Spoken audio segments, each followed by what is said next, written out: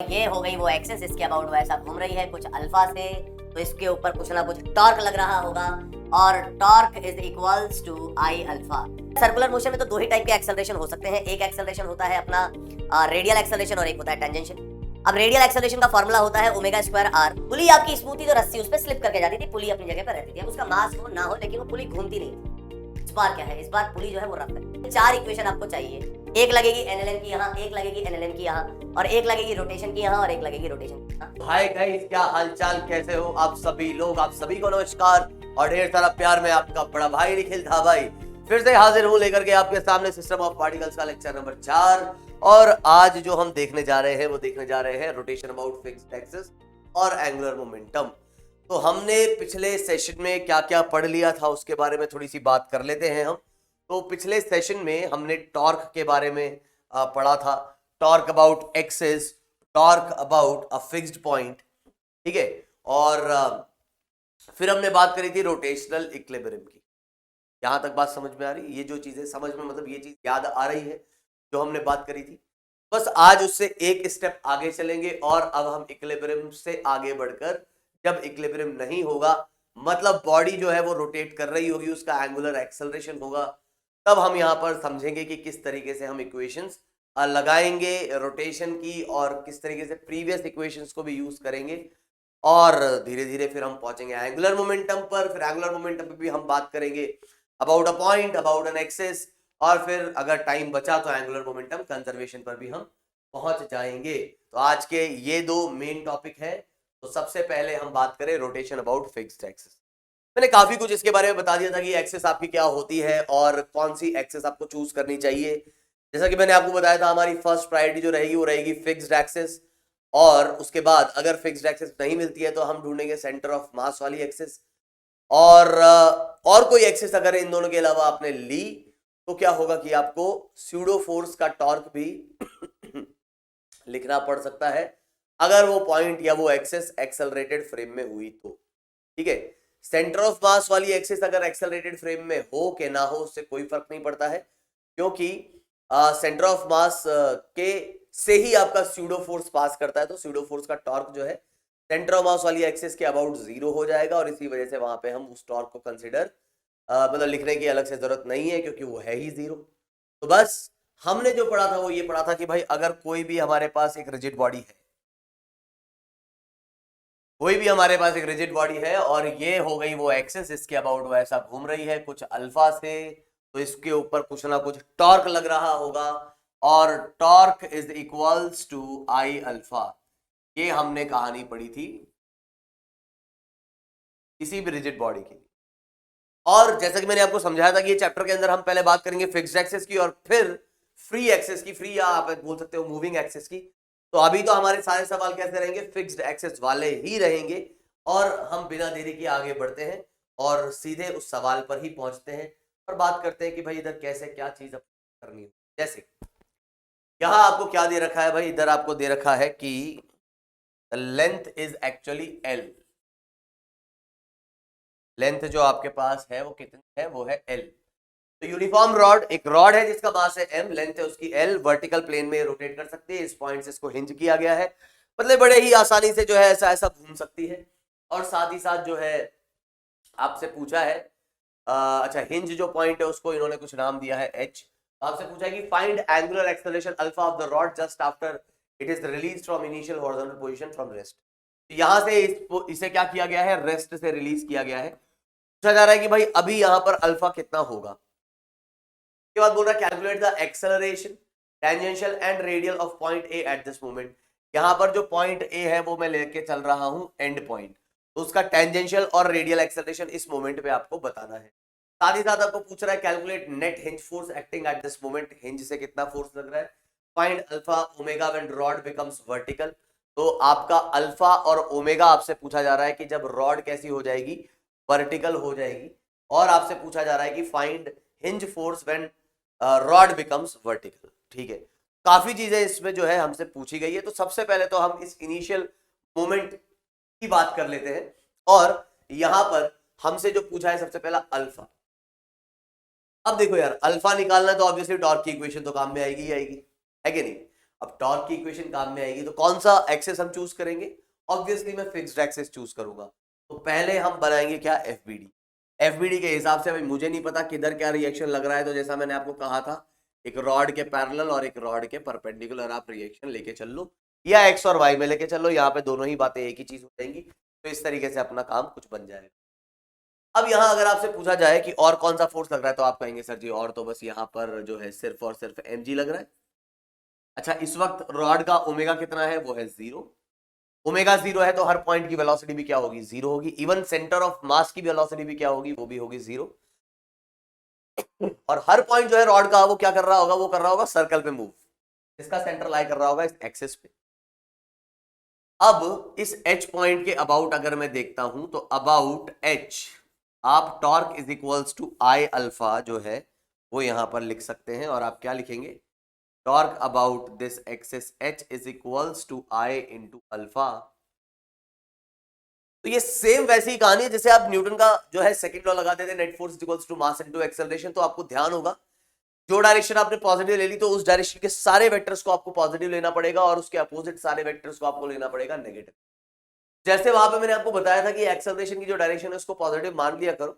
ऐसा जरूरी नहीं है, आप नेगेटिव मान के भी सॉल्व कर सकते हो, लेकिन ऐसा मान लिया करो। तो उस हिसाब से यहां पर भी मैं ऐसा ही बोलूंगा कि अल्फा जो है तो एच पॉइंट के अबाउट mg का टॉर्क आएगा कुछ ऐसा जो इसको रोटेट करेगा क्लॉकवाइज। तो देखो एच पॉइंट के अबाउट mg का टॉर्क कैसा आएगा? क्लॉकवाइज। एच पॉइंट क्यों लिया? क्योंकि वो फिक्स्ड पॉइंट है, ये मैं पिछले क्लास में एक्सप्लेन कर चुका हूं। तो एच पॉइंट के अबाउट जो mg का टॉर्क आएगा वो आ रहा है क्लॉकवाइज, और क्लॉकवाइज टॉर्क की वजह से यहां पर क्या होगा? क्लॉकवाइज टॉर्क की वजह से आप कह सकते हो कि जो अल्फा आएगा वो भी कैसा आएगा? क्लॉकवाइज। तो क्लॉकवाइज डायरेक्शन को ही मैं पॉजिटिव ले लेता हूं। डायरेक्शन ऐसा अंदर की तरफ, इसको कैसा ले लिया मैंने? पॉजिटिव। तो हम क्या लिखेंगे? Net torque is what it is mg into l by to. Force perpendicular distance कितना हो गया? l/2 इज इक्वल्स टू आई। तो आई आता है अपने पास ml स्क्वायर बाई 3, और इधर आ गया ये अल्फा।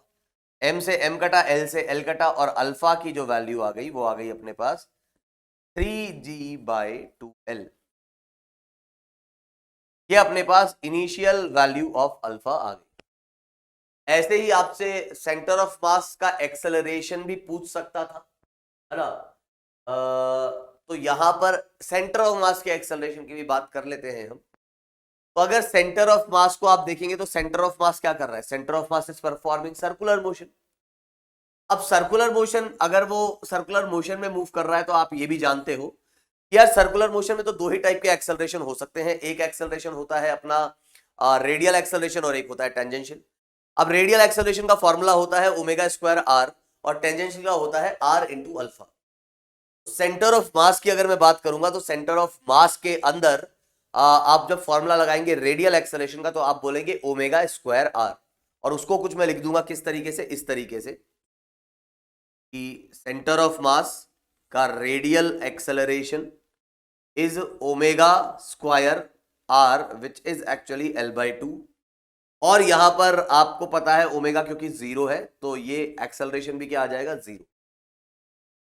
ऐसे ही अगर मैं सेंटर ऑफ मास के टेंजेंशियल एक्सेलरेशन की बात करूंगा, टेंजेंशियल एक्सेलरेशन आ जाएगा अल्फा इंटू आर। आर आपका l/2 है क्योंकि सेंटर ऑफ मास l/2 की दूरी पे रहेगा। अल्फा अगर आपको पता है तो बड़ी आसानी से आप क्या कर सकते हो? बड़ी आसानी से आप जो है ACM निकाल सकते हो, सेंटर ऑफ मास का टेंजेंशियल कंपोनेंट निकाल सकते हो। तो 3g/2l इंटू l/2, तो ये आ जाएगा आपके पास 3g/4। ये आ गया है कितना? ये आ गया है 3g/4। तो 3g/4 से सेंटर ऑफ मास जो है वो कुछ ऐसा नीचे जा रहा होगा इस मोमेंट पर, है ना? तो नीचे क्योंकि टेंजेंशियल डायरेक्शन ऐसी आएगी, रेडियल डायरेक्शन इस डायरेक्शन में कोई एक्सेलरेशन नहीं। तो आपसे पूछा था कि यहाँ पे क्या एक्सेलरेशन होगा, ये हमने कर दिया। और बोल रहा है ए पॉइंट का एक्सेलरेशन बताइए। तो ए पॉइंट का एक्सेलरेशन निकालने में भी कोई तकलीफ नहीं है। ए पॉइंट भी क्या कर रहा है? ए पॉइंट भी जो है सर्कुलर मोशन कर रहा है, तो उसका जो एक्सेलरेशन आ जाएगा टेंजेंशियल वो आ जाएगा अल्फा इंटू एल, और रेडियल उसका आ जाएगा 0। और अल्फा अपने पास है 3g/2l, तो ये आ जाएगा 3g/। तो ये जो है कहानी आपकी हो जाएगी इसके एक्सेलरेशन निकालने की, अल्फा हो या सेंटर ऑफ मास का। अब आपसे पूछ रहा है थर्ड पॉइंट में calculate net hinge force acting at this moment. चलिए तो इस पे बात कर लेते हैं। अब थोड़ा सा यहाँ पे आपको गौर करने वाली बात यह है कि जैसे अपने पास ये रॉड थी, तुमने कहा ठीक है सर रॉड तो थी, मैंने कहा यार इसमें फोर्स क्या क्या लग रहे हैं, तो तुमने कहा कि सर इस डायरेक्शन में लग रहा है आर एक्स। सर लेकिन आपको कैसे पता लगा कि ये इस डायरेक्शन में और आर वाई ऊपर वाली डायरेक्शन में? मैंने कहा यार मुझे पता नहीं लगा, मैंने तो बस मान लिया। अपने आप जो है साइन के साथ वैल्यू आ जाएगी, पॉजिटिव आ जाएगी इसका मतलब डायरेक्शन सही मानी है, नेगेटिव आ जाएगी इसका मतलब डायरेक्शन उल्टी मान ली है, और अगर जीरो आ जाएगा तो इसका मतलब फोर्स तो है ही नहीं। तो यहां आप जानते हो कि कौन कौन से फोर्स लग रहे हैं, ये कुल मिला के 3 फोर्स लग रहे हैं, और इनको निकालने के लिए मुझे मदद करेगा सेंटर ऑफ मास का एक्सेलरेशन, इसलिए मैं उसको निकाल के ऑलरेडी बैठा हुआ हूं। इसका सेंटर ऑफ मास का एक्सेलरेशन इस डायरेक्शन में जो है रेडियल डायरेक्शन में वो आ जाएगा 0, ये हमने निकाल, क्योंकि ओमेगा 0 है, और ये हमने कितना निकाला था, ये निकाला था 3g/4। तो यहां से हमने लिख दिया ये 3g/4 सेंटर ऑफ मास का एक्सेलरेशन। 3g/4 कैसे निकला था भाई?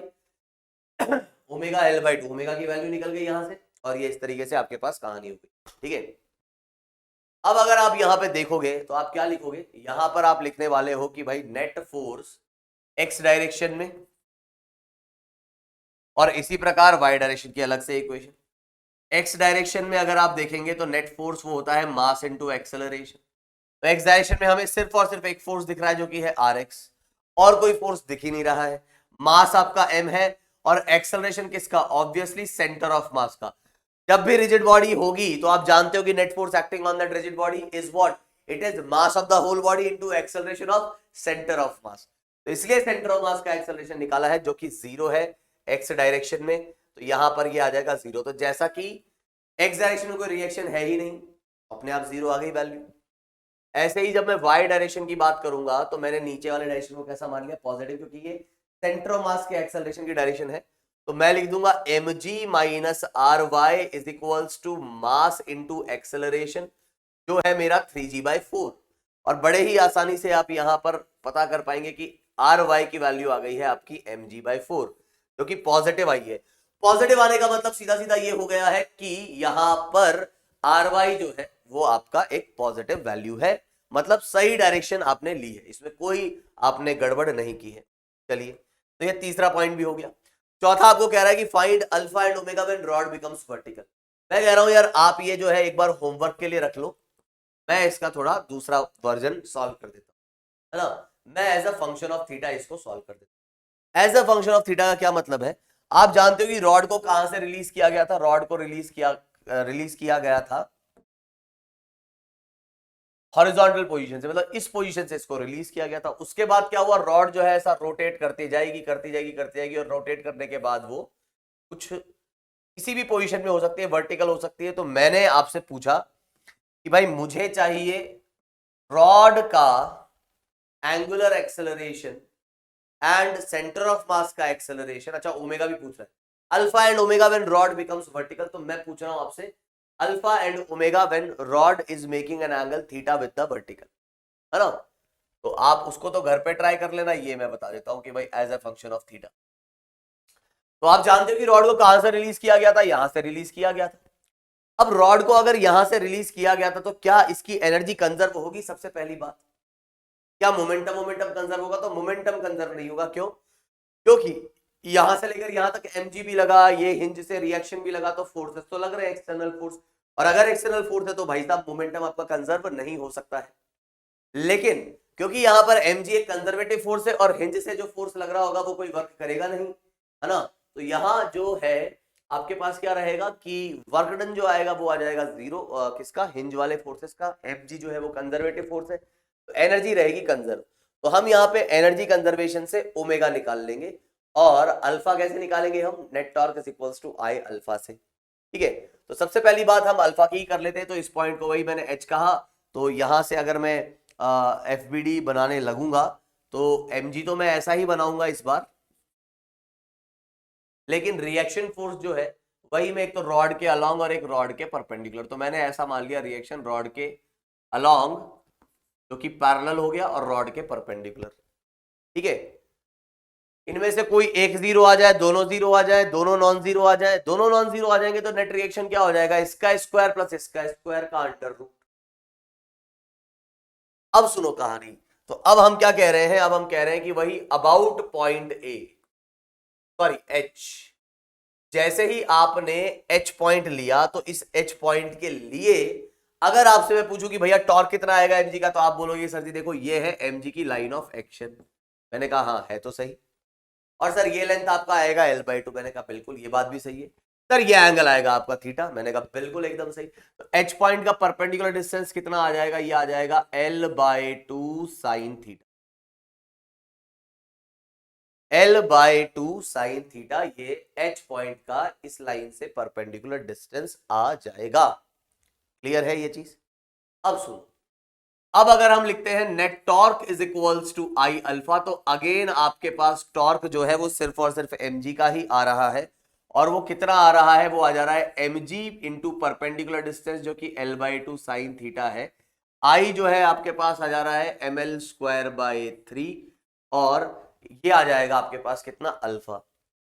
तो m से m कट जाएगा, l से l कट जाएगा और अल्फा की वैल्यू बड़े आसानी से आप निकाल दोगे यहां पर 3g/2l इंटू साइन थीटा। ये आपका जो है वो आ गया अल्फा। अब बात कर लेते हैं साथ ही साथ ओमेगा की, जो कि निकलेगा अपना किससे, एनर्जी कंजर्वेशन से। यहां पर हम बात कर लेंगे अभी किसकी, एनर्जी कंजर्वेशन की। तो भैया ये लगा दी हमने क्या, एनर्जी कंजर्वेशन। कहां से कहां तक, ऑब्वियसली इस पॉइंट से इस पॉइंट तक। अगर अब मैं एनर्जी कंजर्वेशन लगा रहा हूं तो आप जानते हो कि लिखना क्या है कि भाई यहां की काइनेटिक यहां की पोटेंशियल इज इक्वल्स टू यहां की काइनेटिक यहां की पोटेंशियल। यहां की काइनेटिक एनर्जी का इनिशियल वैल्यू, पोटेंशियल एनर्जी का इनिशियल वैल्यू, ऐसे ही काइनेटिक एनर्जी का फाइनल वैल्यू और पोटेंशियल एनर्जी का फाइनल वैल्यू। अब तुम कहोगे कि सर जी पोटेंशियल एनर्जी निकालने के लिए रेफरेंस पॉइंट लेना होता है, तो वो कहां ले, तो जैसा कि आपको बता ही रखा है मैंने कि रेफरेंस पॉइंट आप कहीं भी लो, एनर्जी कंजर्वेशन पे फर्क नहीं पड़ता है, क्योंकि आपका एक तरीके से यहाँ पे पोटेंशियल एनर्जी का डिफरेंस काम में आ रहा है, जो कि रेफरेंस पॉइंट पे इंडिपेंडेंट होता है। तो आप चाहे रेफरेंस यहां ले लो कि कहीं और ले लो, उससे कोई फर्क नहीं पड़ता। तो मैं यहीं पे रेफरेंस ले लेता हूं। यहां रेफरेंस लेने की वजह से पोटेंशियल एनर्जी यहां की हो गई है 0, काइनेटिक एनर्जी भी यहां की हो गई है 0। क्यों काइनेटिक एनर्जी कैसे 0 हो गई है भाई, काइनेटिक एनर्जी ऐसे 0 हो गई है क्योंकि वो रेस्ट से छोड़ा गया था, तो काइनेटिक एनर्जी हो गई 0 और पोटेंशियल एनर्जी आपकी है 0। अब जब वो यहां आया है तो यहां पे काइनेटिक एनर्जी कितनी होगी, क्या ये एक रिजिड बॉडी है, तुम बोलोगे हाँ। क्या ये किसी एक्सिस के अबाउट रोटेट कर रही है, तुम बोलोगे ऑब्वियसली यस कर रही है। और अब मैं तुमसे पूछूं कि काइनेटिक एनर्जी का फॉर्मूला मैंने तुम्हें स्टार्टिंग में मोमेंट ऑफ इनर्शिया डिफाइन करते वक्त लिखवाया था, हाफ आई ओमेगा स्क्वायर। एक एक्सिस के about with respect to an axis the kinetic energy of rigid body is half I omega square. तुम बोलोगे हाँ लिखवाया तो था। मैंने कहा यार इस एक्सिस के अबाउट इस रॉड की काइनेटिक एनर्जी क्या होगी, तो तुम कहोगे सर हाफ इस एक्सिस का मोमेंट ऑफ इनर्शिया इनटू जो भी ओमेगा होगा उसका स्क्वायर। अब मुझे बताओ ये एक्सिस कैसी है, फिक्स्ड है कि मूविंग है, तुम बोलोगे ऑब्वियसली सर ये फिक्स्ड है। अगर ये फिक्स्ड है तो जो ऑब्जर्वर इस पे बैठा होगा मतलब वो अर्थ के रेफरेंस फ्रेम में ही बैठा है, तो इसको जो काइनेटिक एनर्जी रॉड की दिखेगी वही विद रेस्पेक्ट टू अर्थ भी होगी। तो आप ये समझ जाओ कि जब भी आप काइनेटिक एनर्जी निकालते हो किसी फिक्स्ड एक्सिस से, तो एक तरीके से वो विद रेस्पेक्ट टू अर्थ ही आ रही है। तो अगर आप किसी भी रिजिड बॉडी की काइनेटिक एनर्जी निकालना चाहते हो विद रेस्पेक्ट टू अर्थ, तो बेस्ट चीज क्या है, आप एक फिक्स्ड एक्सिस ढूंढे और उसके अबाउट आप जो है काइनेटिक एनर्जी लिख दें। बाकी और तरीके से कैसे लिखी जाएगी वो आगे आने वाले सेशंस में हम देखेंगे। तो अभी के लिए तो हम यही बोलेंगे कि हाफ आई है अपने पास ml²/3 और ये आ जाएगा ओमेगा स्क्वायर, तो ये आ गया हाफ आई ओमेगा स्क्वायर। अब बात आती है कि यहां पर पोटेंशियल एनर्जी कितनी लिखें, तो यार यहां 0 थी, सेंटर ऑफ मास की मदद से पोटेंशियल एनर्जी लिखी जाती है। ये मैं लगभग आपको जो अपना वर्क फॉर एनर्जी है वहां से आइडिया देता हुआ आ रहा हूं।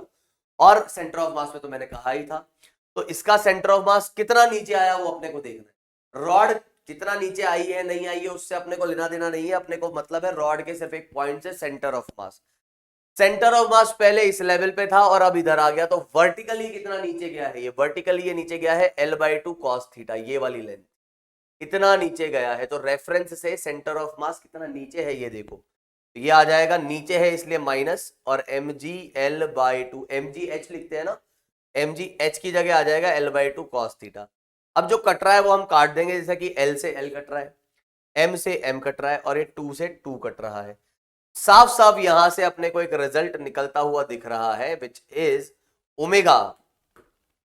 ओमेगा जो है अपने पास वो कितना आ जा रहा है, ओमेगा अपने पास आ जा रहा है कितना 3g cos theta by L का under root. 3g cos theta by l और इस पूरी चीज का under root 3g cos theta by l। तो ये आ जाएगा अपना क्या, एंगुलर वेलोसिटी। ठीक है जी। अब हमसे पूछा गया था सवाल में तो वर्टिकल वाले, तो वर्टिकल में भी यार तुम देख लेना कितना क्या हो जाएगा, उसमें कोई दिक्कत नहीं। थीटा की वैल्यू को 0 पटक देना, सीधे तुम्हारा आंसर आ जाएगा। अब और सुनो कहानी, कहानी अभी खत्म नहीं हुई। कहानी अगर ओमेगा और इसी पे खत्म हो जाए अल्फा पे तो बात ठीक है, लेकिन अगर आपसे आगे पूछे कि भैया सेंटर ऑफ मास का एक्सेलरेशन कितना है, और इस सेंटर ऑफ मास का एक्सेलरेशन क्यों इंपॉर्टेंट है मैं आगे समझाऊंगा, लेकिन अभी मैं बात करूंगा सेंटर ऑफ मास का एक्सेलरेशन एक्चुअली में है कितना। तो अगर आपसे पूछा जाए क्या कि भैया एक्सेलरेशन ऑफ सेंटर ऑफ मास, ठीक है, एट एनी थीटा, तो ये कितना आएगा। तो अगेन सेंटर ऑफ मास के कोई भी पॉइंट अगर आप उठाओगे तो उसका एक्सेलरेशन एक रेडियल और एक टेंजेंशियल जरूर होगा। तो यहां पर आपको ये समझना होगा कि सेंटर ऑफ मास जो है इसका एक एक्सेलरेशन आएगा इस डायरेक्शन में और एक आएगा इस डायरेक्शन में। क्यों, अल्फा अगर ऐसा है, ये रॉड ऐसा अल्फा दे रही है, तो alpha into l by two, r alpha, r कितना है एल बाई टू, तो r alpha is the acceleration of centre of mass and omega square r, omega square l by two is the acceleration of centre of mass in radial direction. एक ये और एक ये। अगर किसी को लिखना है तो आप इस तरीके से लिख सकते हो भाई, एक्सेलरेशन आपके पास हो जाएगा omega square l by to और अल्फा एल बाई टू। ठीक है, तो मैं यहां लिख सकता हूं कि सेंटर ऑफ मास का radial acceleration is omega square l by to. Omega square की वैल्यू आप जानते हो जो कितनी है, वो है 3g cos theta by L, तो ये आ गया इधर से 2 बाई एल और इंटू एल बाई टू, तो एल से एल कट जाएगा। ऐसे ही अगर आप देखोगे तो सेंटर ऑफ मास की टेंजेंशियल एक्सेलरेशन जो आएगी वो आ रही है कितनी, alpha L by to, alpha L by two. तो अल्फा कितना है, अल्फा है 3g by 2l sine theta, तो ये आ जाएगा 3g बाय 4 साइन थीटा। भाई ये रखा और एल बाई टू से मल्टीप्लाई कर दिया, तो बस ये आपके पास टेंजेंशियल और रेडियल एक्सेलरेशन आ गए।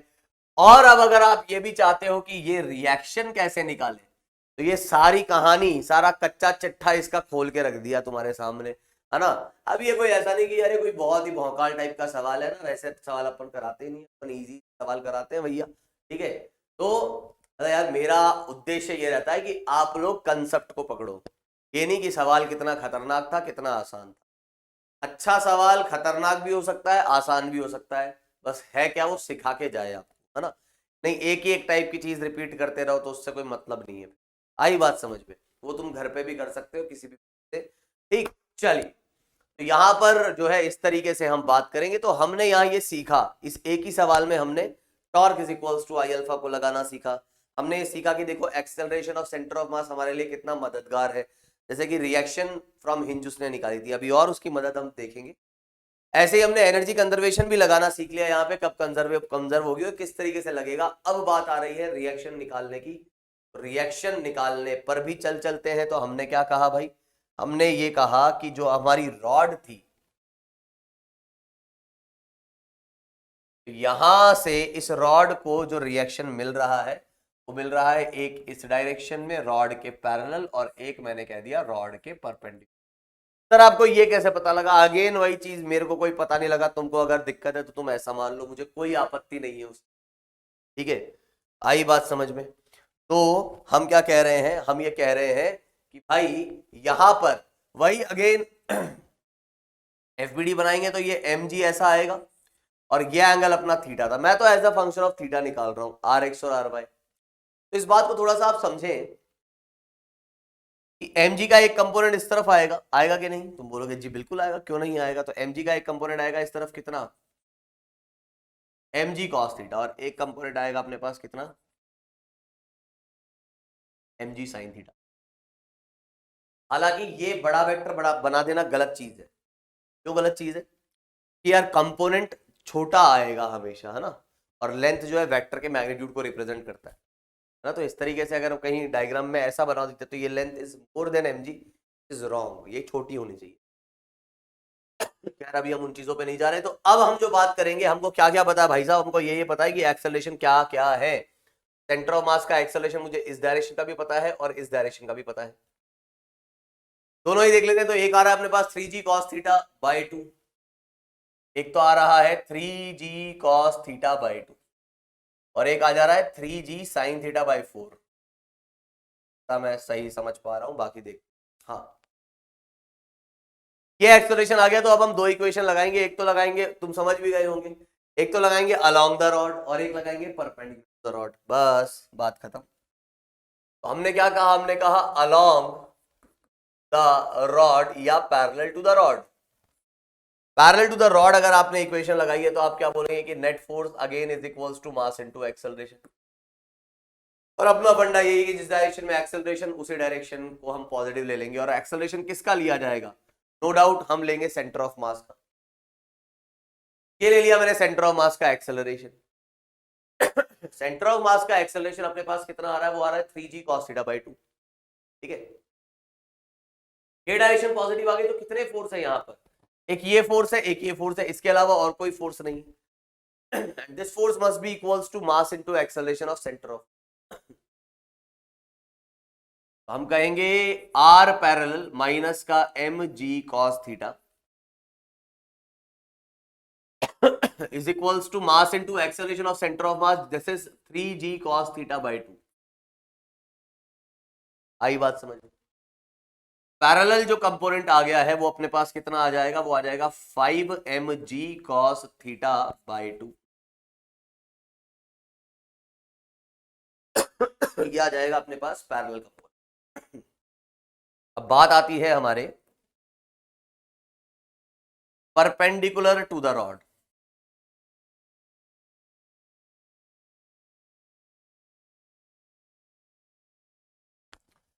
परपेंडिकुलर टू द रॉड जो है हम क्या करेंगे, यहां पर बात करेंगे। तो परपेंडिकुलर टू द रॉड में एक फोर्स ये है, एक फोर्स ये। एक्सेलरेशन सेंटर ऑफ मास का इस डायरेक्शन में, इसलिए इसको मैं पॉजिटिव बोल दूंगा। तो मैं क्या कहूंगा, मैं कहूंगा mg sin theta, this is the force which is positive. ऐसे ही r परपेंडिकुलर, ये भी अपने पास एक फोर्स है जो हो जाएगा नेगेटिव, क्योंकि उस तरफ है और एक्सेलरेशन इस तरफ है। तो एक्सेलरेशन पॉजिटिव ले लिया क्योंकि एक्सेलरेशन की डायरेक्शन को ही मैंने पॉजिटिव दिया। Mass into 3g sin theta by 4। तो भाई अपने पास जो परपेंडिकुलर कंपोनेंट आएगा वो आ जाएगा कितना, वो आ जाएगा मैंने तो ये आ जाएगा प्लस, तो ये आ जाएगा 7mg sin थीटा बाय 4।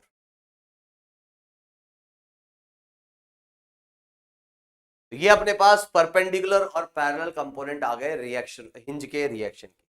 और क्या पूछ रहा था, बस वो यही पूछा था। तो ये दोनों तुम होमवर्क में निपटा देना, बचा नहीं है।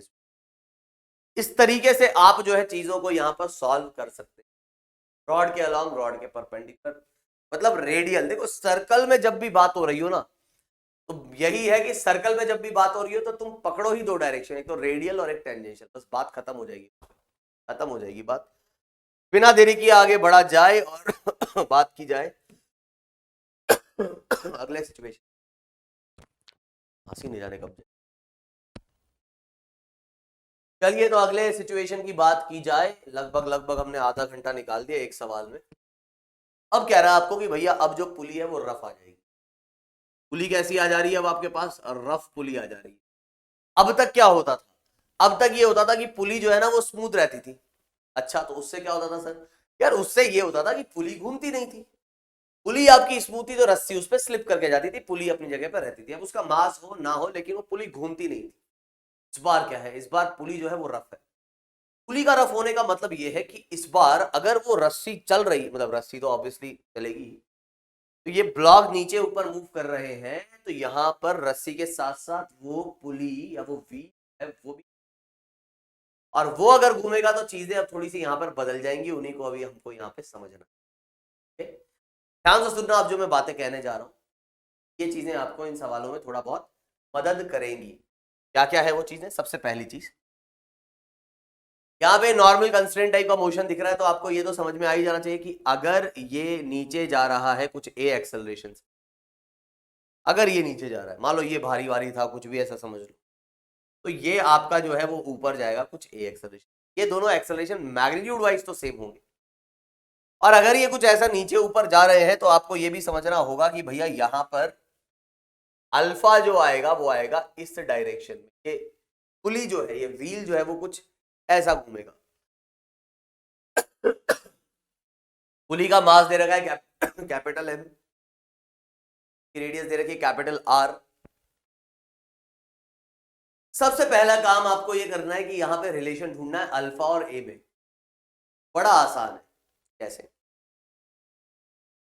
अगर मैं बात करता हूं रस्सी के इस वाले हिस्से की जो अभी सरकमफेरेंस पे कनेक्टेड है, एक तरीके से आपको ये समझना चाहिए कि रस्सी का ये सरकमफेरेंस वाला हिस्सा भी इस पुली के साथ घूम रहा है। पुली के सरकमफेरेंस पे रस्सी वाला जो रस्सी है वो स्लिप नहीं हो रही है, पुली के साथ साथ वो घूम रही है। तो जो सरकमफेरेंस का एक्सेलरेशन होगा वही रस्सी का भी एक्सेलरेशन होगा टेंजेंशियल डायरेक्शन में। यहां पे इस पुली के घूमने की वजह से इस पॉइंट का टेंजेंशियल डायरेक्शन में एक्सेलरेशन आएगा r into alpha, r into alpha. तो इस पॉइंट का एक्सेलरेशन इस डायरेक्शन में आर अल्फा, और ये पॉइंट इस रस्सी से कनेक्टेड है। रस्सी से कनेक्टेड होने की वजह से आप जानते हो कि रस्सी के अलोंग एक्सेलरेशन सेम रहेगा। तो क्या ये बात समझ में आती है कि भाई अगर ये आर अल्फा है और ये ए है तो दोनों सेम होने चाहिए, अदरवाइज क्या होता है, रस्सी है तो स्लैक कर जाती है, टूट जाती है। दोनों को सेम होना पड़ेगा। तो आपको ये समझना होगा कि A is equals to actually what it is r alpha. ये तो आ गया आपका कंस्ट्रेंट रिलेशन। तो हम जो यहां पे सीखने वाले हैं वो ये नहीं है, ये है कि भाई आपकी जो ये पुली थी, पुली की चर्चा करें थोड़ी सी। इस पुली को हमने देखा और फिर हमने क्या किया, वो जो रस्सी थी उस रस्सी के टुकड़ों को थोड़ा सा तोड़ के देख लिया। तोड़ के मतलब ये नहीं कि तोड़ लिया, को इतना इतना स्टडी कर रहे हैं, बस बात को समझना। तो ये रस्सी एफबीडी ऐसा थोड़ा सा पूरे सिस्टम को खोल के देख रहे हैं। तो ये अपने पास जो है इस हिसाब से यहां पर ये चीजें हमको दिख रही हैं। एफबीडी की बात कर लेते हैं कि क्या क्या यहां पर हो रहा होगा। तो यार सबसे पहली चीज तो भाई कि देखो M1G तो नीचे लगेगा ही लगेगा, और टेंशन जो है वो इधर लगेगा कुछ ऊपर की तरफ। अब ये मासलेस रस्सी है और इसमें बीच में कोई और एक्स्ट्रा फोर्स लगते हुए नहीं आ रहा है, ये टेंशन ऊपर तक सेम रहेगी। इस पॉइंट को नीचे वाली रस्सी नीचे खींच रही होगी और इसके ऊपर वाली रस्सी खींच रही होगी ऊपर। तो हम जनरली फोर्स दिखाते हैं कौन से, एक्सटर्नल, इसलिए मैंने वो ऊपर वाला फोर्स दिखाया। तो जो टेंशन आपको यहां दिख रही है भाई ये इंटरनल हो जाएगा मेरे भाई, इस बात को समझना। तो दिखाना इतना सही बात नहीं है मेरे हिसाब से, इंटरनल क्योंकि एफबीडी में नहीं दिखाए जाते, तो मैंने सीधा यही वाला फोर्स दिखा दिया। क्योंकि वो बाकी तो सब इंटरनल, जैसे तुम एक पॉइंट इधर लोगे, ऊपर भी लगेगी नीचे भी लगेगी, तो इंटरनल है ना मेरे भाई। क्लियर? तो आप सुनो, ऐसे ही जब आप यहां पे बात करोगे इस पॉइंट की, पॉइंट को नीचे खींचा जा रहा है टेंशन से भाई, इस पॉइंट को ऊपर वाली रस्सी, मतलब यही तो चीज थी, वो ऐसा ऊपर खींच रही है, तो इस पॉइंट को नीचे वाली रस्सी नीचे खींच रही है, T1 हो गई। अब अगर आपको थोड़ा सा समझ में आ रहा है कि अगर यहां फ्रिक्शन नहीं होता, सुनना पूरी बात, अगर यहां फ्रिक्शन नहीं होता तो ये रस्सी ऐसा आगे जाती और ये मूव नहीं होता। मतलब इसके रेस्पेक्ट में रस्सी ऐसे स्लिप कर रही होती, ऐसे। तो इस सरफेस के रेस्पेक्ट में इसकी रिलेटिव स्लिपिंग होने की टेंडेंसी कुछ ऐसी है। तो रोकने के लिए फ्रिक्शन कैसा लग रहा होगा, टेंजेंट के अलोंग। छोटा छोटा फ्रिक्शन जो है रस्सी के हर हिस्से पर अलोंग द टेंजेंट लग रहा होगा। अब ऐसे मत बोलना कांटेक्ट में तो है ही नहीं भाई, वो कांटेक्ट में तुमको साफ साफ दिखे इसलिए ऐसा बना है। और अगर इस रस्सी पे फ्रिक्शन ऐसा पीछे की तरफ लगा है तो इस पुली के ऊपर फ्रिक्शन जो है वो आगे ऐसा लगा होगा। ऐसा मत बोले 3-4 ही लग रहे होंगे, बहुत सारे लग रहे होंगे, तो दिखा इतना रहा हूं बस। तो आपको साफ समझ में आ रहा है कि ये फ्रिक्शन जो है इस पुली को रोटेट कर रहा है ऐसा। क्यों? क्योंकि पुली की फिक्स्ड एक्सिस है ये। फ्रिक्शन जो है पुली को रोटेट कर रहा है ऐसा, और रस्सी को थोड़ा रस्सी को रोकने की कोशिश कर रहा है, मतलब दोनों को ये साथ साथ चलवा रहा है। अगर आप इधर देखोगे इस रस्सी को, अगर मैं इस वाले टेंशन को कह देता हूं कुछ T2, कितना कह देता हूं, T2, आपको ये समझना होगा कि इस वाले रस्सी के हिस्से पर T1 और T2 में बहुत ज्यादा अंतर होगा। क्यों? क्योंकि आपके पास यहां पर ये छोटा छोटा फ्रिक्शन लग रहा है,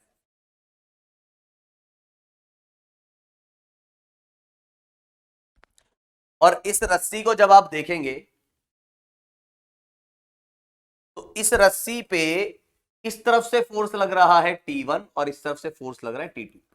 ये अलोंग द स्ट्रिंग देख रहा हूं मैं एक तरीके से, और फ्रिक्शन जो है वो लग रहा है कुछ ऐसा। समझ में आ रही बात? इस रस्सी को ऐसा सीधा करके अलोंग द स्ट्रिंग देख लिया, फ्रिक्शन जो है वो कुछ लग रहा है इस तरीके से। तो आपको ये बात समझनी होगी कि T1 जो है वो अकेला फ्रिक्शन और T2 को बैलेंस कर रहा है, तो T1 यहां पे ज्यादा होगा।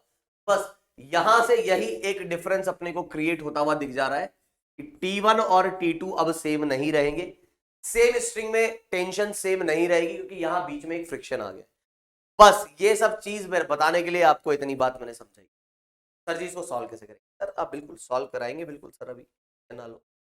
इसको सॉल्व करने के लिए बहुत ही सिंपल सा अप्रोच है, कुछ ज्यादा कुछ खास है नहीं भाई। आपको बस इतना सा समझना है कि भाई जैसे इसी केस को हम ले लेते हैं, है ना, इसी केस को हम सॉल्व कर लेते हैं। यहां पे क्या है, सबसे पहली बात टेंशन सेम नहीं। अच्छा दूसरी चीज और ये कि मैं ये मान के चल रहा था ये भारी था तो ये नीचे जा रहा था ना, बाकी तो तुम्हें पता है ये जो भारी होगा वो नीचे जाएगा। तो ऐसा नहीं कि सर आपको पता लगा ये T1 ही ज्यादा है, ये भारी था तो, और वहां से अपने को दिख भी रहा है इस टाइप की चीज। अगर ये उल्टा मूव कर रहा होता तो T2 ज्यादा होता। ठीक है ना? चलो अभी हम आगे बढ़ते हैं, और अब हम जो बात करने जा रहे हैं वो बात करने जा रहे हैं किसकी? तो ये पुली पे हमने कहा भाई ये अपना था M2 आई थिंक, ये M2 था, ये M1 था, ये नीचे जा रहा है कुछ अल्फा आर से, ये ऊपर जा रहा है अल्फा आर से, और ये रोटेट हो रहा है अल्फा से। और यहां जो टेंशन है वो है T1, ये है अपने पास M1G, ये टेंशन है आपका T2, और ये है आपका कितना M2, और इधर नीचे ऐसा T1 लग रहा है और ये लग रहा है T2। क्लियर? अब कितने वेरिएबल्स हैं इस पर थोड़ा सा हम देख लेते हैं। तो अल्फा T1 T2 हमारे 3 वेरिएबल्स हैं, इन तीनों वेरिएबल्स के लिए हमको 3 इक्वेशंस चाहिए। एक NLM से यहां से इक्वेशन मिलेगी, एक मिलेगी यहां से, और एक रोटेशन की इक्वेशन पुली। बस काम खत्म। पहले NLM की इक्वेशन लिख लेते हैं। तो भैया हम किसके लिए M1 के लिए इक्वेशन लिखेंगे, M2 के लिए भी इक्वेशन लिखेंगे, और ऐसे ही कैपिटल M के लिए भी इक्वेशन लिखेंगे। सबसे पहला नंबर है M1 का, तो जिस डायरेक्शन में एक्सेलरेशन उसको मैंने बोल दिया पॉजिटिव, तो ये आ जाएगा आपके पास M1G minus T1 is equals to M1A। खत्म। ऐसे ही M2 की बात करेंगे तो उसका एक्सेलरेशन किधर है, उसका एक्सेलरेशन है ऊपर की डायरेक्शन, तो ऊपर वाले डायरेक्शन को पॉजिटिव ले लेंगे। T2 आपका पॉजिटिव और M2G आपका negative, and this is equals to M2 into A, वो अगेन अल्फा आर। ये भी निपटा दिया। और अब बचा अपना कौन? ये पुली। तो पुली जब अपनी बची तो पुली के अबाउट, मतलब ये वाला जो एक्सेस है इसके अबाउट हम क्या लिखेंगे? टॉर्क लिखेंगे। और आपको साफ समझ में आना चाहिए, देखो मैंने क्या किया ना, मैंने पुली का जो इतना इतना हिस्सा है रस्सी वाला ना, उसको भी पुली का हिस्सा ही मान लिया। उससे क्या फायदा होगा? उससे फ्रिक्शन अपना इंटरनल हो जाएगा। पुली पे क्या क्या फोर्स लग रहा है? पुली पे यहां से लग रहा है T1, यहां से लग रहा है T2, यहां से कुछ लग रहा होगा T3, और लग रहा होगा इस पे mg। तो फिक्स्ड एक्सिस के अबाउट अगर आप टॉर्क लिख रहे हो कि भाई फायदेमंद है, तो mg का टॉर्क और इस T3 का टॉर्क तो आ जाएगा 0। बचेगा कौन? T1 और T2। तो T1 इसको रोटेट करना चाहता है ऐसा, और T2 इसको रोटेट करना चाहता है उल्टा। तो अल्फा की डायरेक्शन क्लॉकवाइज है, तो अल्फा वाली डायरेक्शन में पॉजिटिव लूंगा। इस वजह से T1 इंटू आर, क्योंकि ये भी इसको क्लॉकवाइज रोटेट करना चाहता है और ये क्लॉकवाइज रोटेट हो ही रहा है, तो T1 इंटू आर को मैंने लिया पॉजिटिव, और T2 इंटू आर को मैंने लिया नेगेटिव। हालांकि कई लोग शायद मुझसे डिसएग्री करेंगे, बोलेंगे सर जी देखो क्लॉकवाइज का मतलब अंदर, और अंदर वाली डायरेक्शन नेगेटिव। मैंने कहा बात तुम्हारी बिल्कुल सही है, अंदर वाली डायरेक्शन नेगेटिव लेते हैं, लेकिन अगर उसको पॉजिटिव ले लें तो भी कोई ऐसा नहीं कि कयामत आ जाएगी। ठीक है? या तुम्हें जन्मों जन्मों तक आग की मतलब तेल की कढ़ाई में पटक के तला जाएगा भाई, तुमने ऐसा घोर पाप कर दिया हो, है ना? कोई दिक्कत वाली बात नहीं है भाई। It is only a sense of मतलब रोटेशन की, वो ऐसा घूम रहा है तो ये डायरेक्शन, अब ये डायरेक्शन आप पॉजिटिव लो नेगेटिव लो तुम्हारी मर्जी, लेकिन हाँ ये नेगेटिव ले लिया है तो इसको पॉजिटिव लेना पड़ेगा, ये पॉजिटिव ले लिया है तो इसको नेगेटिव लेना पड़ेगा। T1 into R is actually positive, तो T2 into R is negative and this is equals to what? I। तो ये पुली को तो जैसा मैं समझा ही चुका हूं आपको, इसको एज अ डिस्क ही आपको लेके चलना होता है, अगर कुछ नहीं दिया गया है तो mr square by 2 which is I and into alpha. ये 3 इक्वेशन है। अब इसके ऊपर मैं कुछ आगे सॉल्व करने वाला नहीं हूं क्योंकि मेरे पास 3 इक्वेशन है, 3 वेरिएबल है, निपट जाएगा सवाल, इसमें कुछ ज्यादा टेंशन आपको नहीं लेनी है ना। कई लोग इसको डायरेक्टली क्विकली भी करके बताते हैं कि भाई जिस तरीके से हम अलोंग द स्ट्रिंग बात कर लेते थे ना, उस तरीके से यहाँ पे कई लोग क्या करते हैं, मैं जैसे थोड़ा समझा देता हूँ कि एक डायरेक्ट इक्वेशन अगर मैं लिख दूं, लेकिन वो यहाँ पर यार इतना क्या ही यूजफुल है ना, तो क्या लिख दूं इसको मैं, तो तीनों को ऐड कर दूंगा तो T1 से T1 कट जाएगा, T2 से T2 कट जाएगा, तो अपने पास क्या आ जाएगा, ये आ जाएगा खींचने वाला फोर्स है ना, ये आ जाएगा अपना रोकने वाला फोर्स, और ये आ जाएगा M1 प्लस M2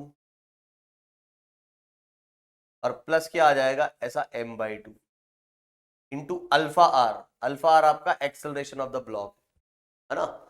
तो कई बार मतलब लोग क्या करते क्या है कि भाई वो इस तरीके से देख लेते हैं कि वो यहां पर इसको, इस बॉडी को आप ऐसा लिख सकते हो एम के स्क्वायर, मोमेंट ऑफ इनर्शिया को लिख सकते हो एम के स्क्वायर है ना, एम के स्क्वायर आर इंटू आर, ऐसा भी कर सकते हो, और आर अल्फा आपका ए है, तो वो इस तरीके से लिख देते हैं कि भाई m की जगह आपका एम के स्क्वायर बाय आर आ जाएगा। फिर वो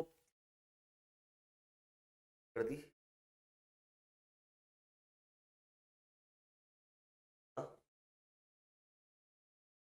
moment of inertia into alpha, I is equal m के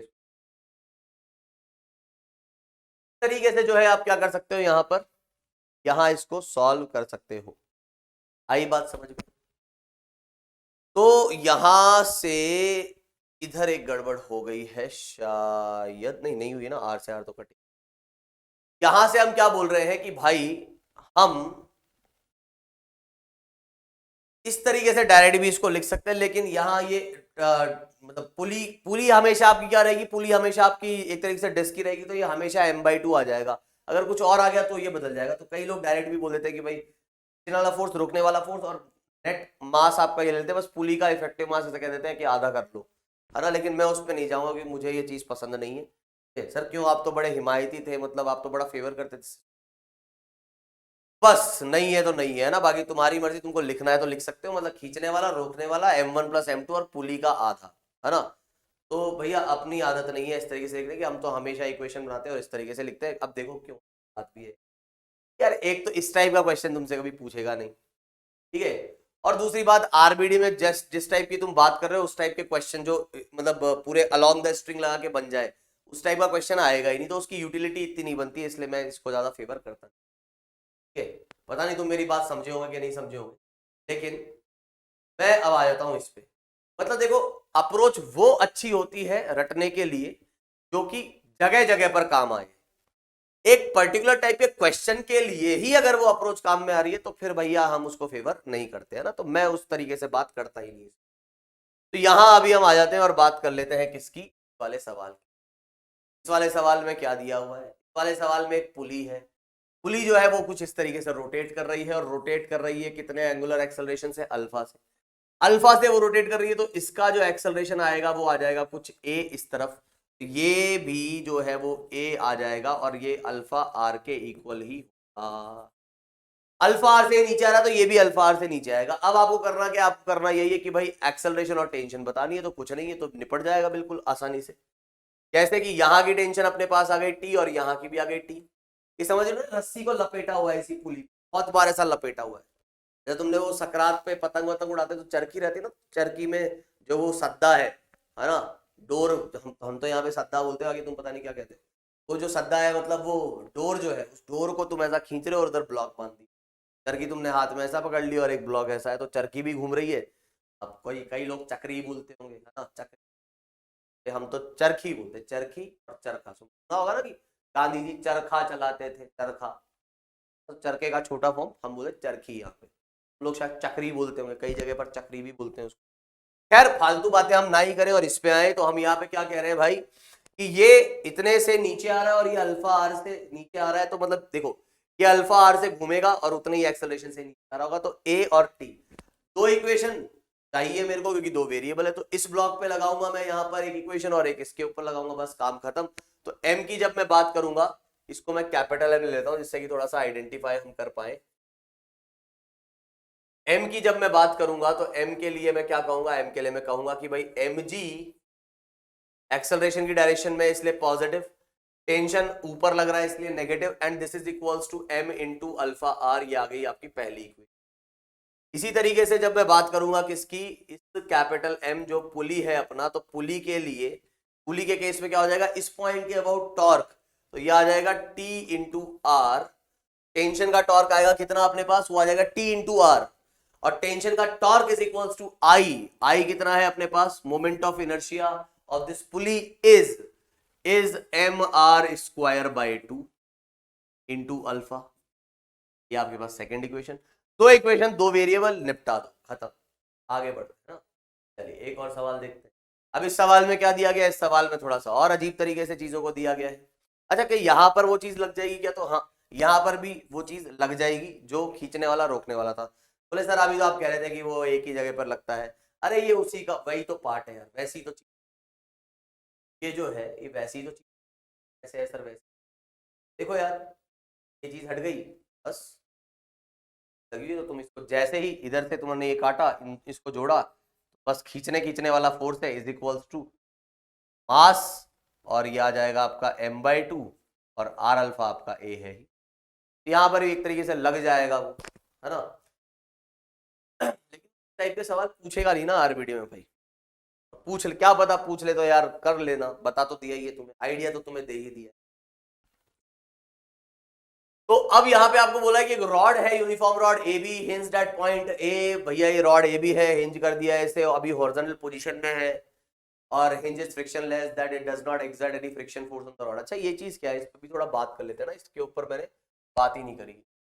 तो बात ये है अपने पास कि हिंज का फ्रिक्शनलेस होना, ये हिंज भी तुमने देखा होगा ना, कई बार कोई चीज घूमने वाली होती है तो जंग वंग लग जाती है, तो यहाँ पे हिंज में भी फ्रिक्शन आ जाता है।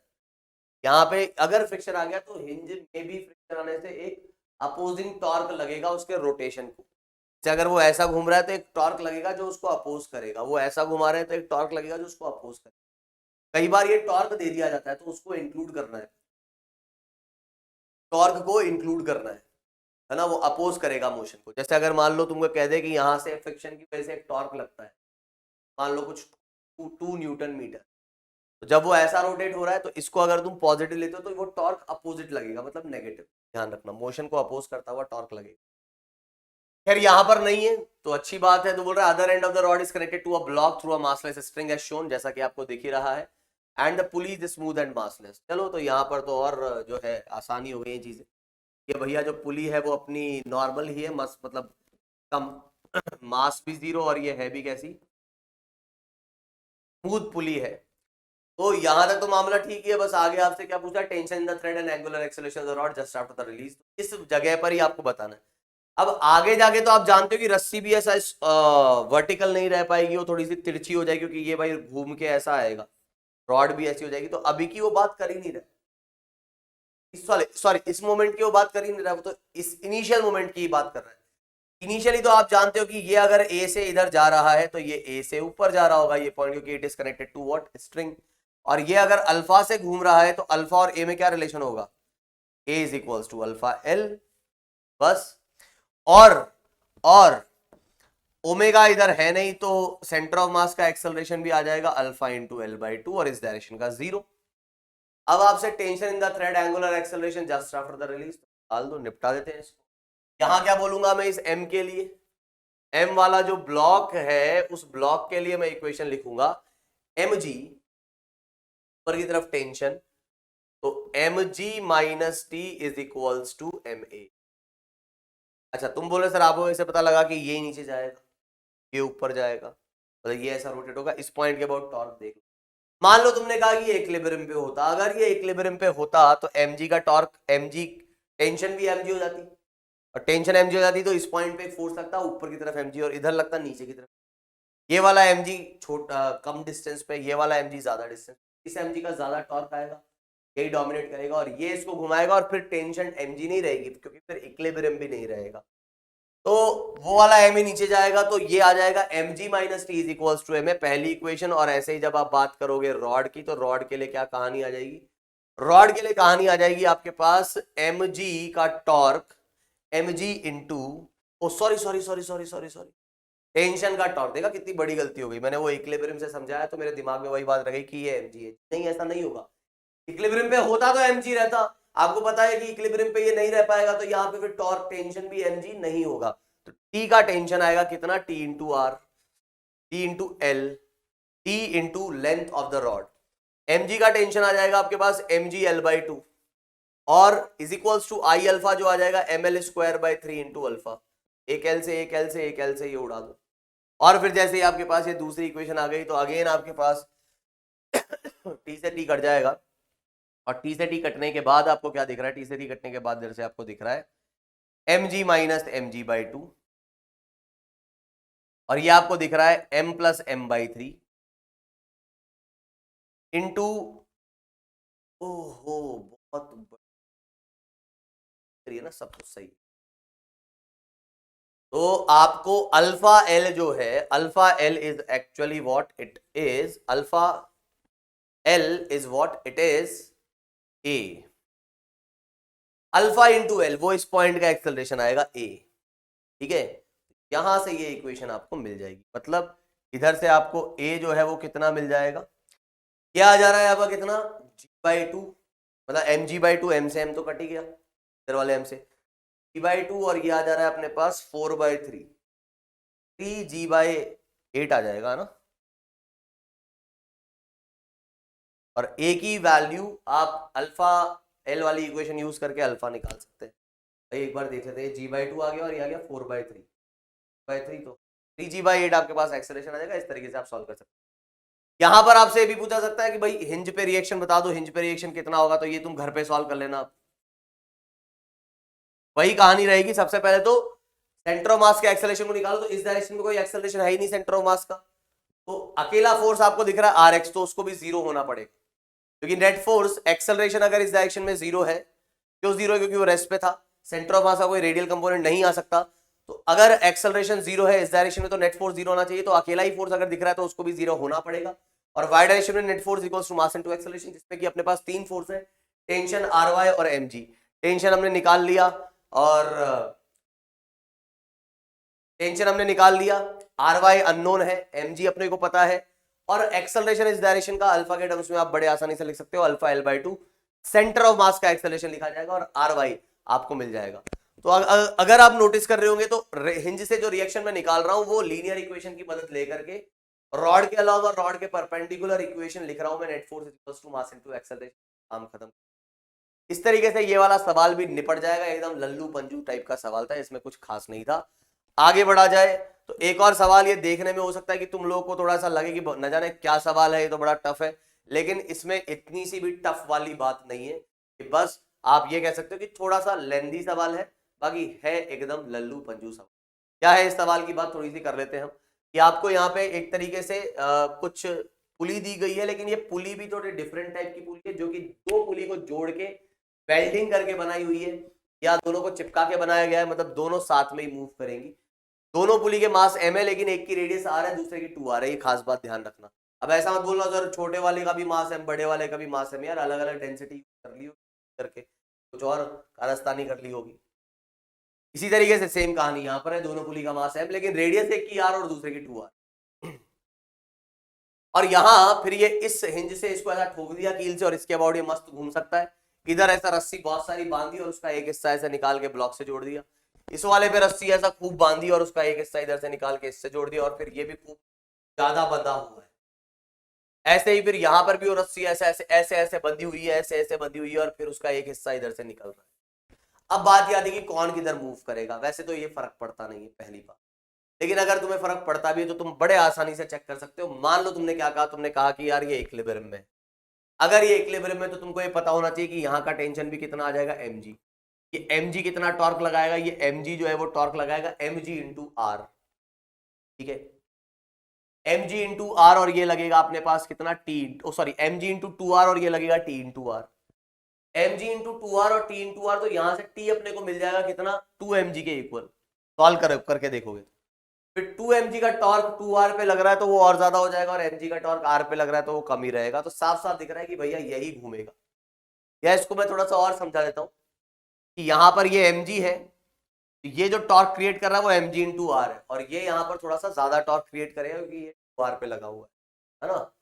खैर नहीं भी पता लगता है तो उससे कोई फर्क नहीं पड़ता, बस बात ये है जो समझने वाली बात है इंपॉर्टेंट, वो क्या है, वो इतनी सी है कि अगर ये ऐसा घूम रहा है तो ये भी ऐसा ही घूमेगा, और अगर ये ऐसा घूम रहा है तो ये भी ऐसा ही घूमेगा, बस और कुछ खास नहीं। सबसे पहली कहानी हमने क्या गढ़ी यहां पर कि भाई इन दोनों के अल्फा में रिलेशन ढूंढा। अब ढूंढ हमने कहा ये इधर जा रहा है अल्फा 1 से और ये इधर घूम रहा है अल्फा 2 से। अब इन दोनों को जोड़ने वाली कड़ी है ये वाली रस्सी। तो किसी ने कहा यार अगर ये रस्सी की अगर आप बात करोगे तो ये रस्सी का ये पॉइंट जो है ना इस तरफ एक्सेलरेट होता है कितने से, अल्फा 2 इंटू 2r से। मैंने कहा बात तो सही है यार, तो ये अल्फा से घूम रहा है और इसकी रेडियस 2r। फिर किसी ने कहा यार देखो इधर से अगर आप देखोगे तो ये वाला जो पॉइंट है वो इससे भी जुड़ा हुआ है और वो इसके साथ घूम रहा है, तो ये आ जाएगा अल्फा 1 इंटू आर। अब कोई कहेगा कि यार अल्फा 1 इंटू आर जो है वो इसके इक्वल होना चाहिए क्योंकि ये दोनों एक ही रस्सी से जुड़े हुए, तो ये भी बिल्कुल सही बात है। अल्फा 1 इसको सॉल्यूशन में ही कंसिडर करना भाई, ये ध्यान देना। Alpha 1 into r is alpha 2 into 2r। ये आपका एक कंस्ट्रेंट रिलेशन निपट गया और यहां से अल्फा 1 जो है आपको कितना मिल गया, ये मिल गया 2 अल्फा 2। कहने का मतलब यह है कि अगर आप अल्फा 2 को बोलते हो अल्फा, अल्फा 2 को आप बोलते हो अल्फा, अल्फा 1 आपके पास आ जाएगा 2 अल्फा। खत्म। आई क्या बात समझ में? और सुनो अब इन टर्म्स ऑफ अल्फा तुम कहानी सारी लिख सकते हो।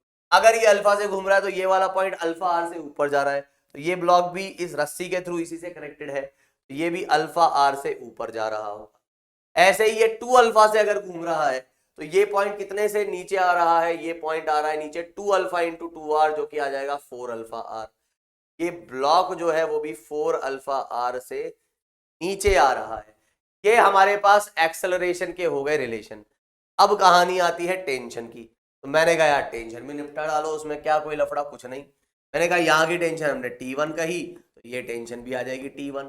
इसको तुमने T2 कहा तो ये भी आ जाएगा T2, के बीच में कुछ हो नहीं रहा है। और इसको अगर हमने T3 कहा तो ये आ जाएगा T3।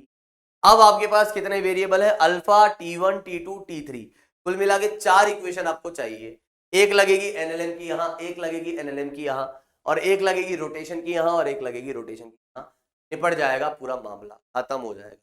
एक एक करके हम बात कर लेते हैं। तो सबसे पहले हम बात करने वाले हैं पुली 1 की। पुली 1 पे क्या कहानी है, पुली 1 पे कहानी है कि ये ऐसा घूम रहा है, जो भी ऐसा टॉर्क प्रोड्यूस कर रहा है उसको मैं पॉजिटिव लूंगा। इस पे बहुत सारे फोर्स लग रहे होंगे, हिंज से रिएक्शन, एमजी टेंशन भी लग रहा होगा, लेकिन टॉर्क के लिए रिस्पॉन्सिबल दोनों के दोनों टेंशन होगी कि एमजी और हिंज का रिएक्शन तो एक्सिस से ही पास कर गया।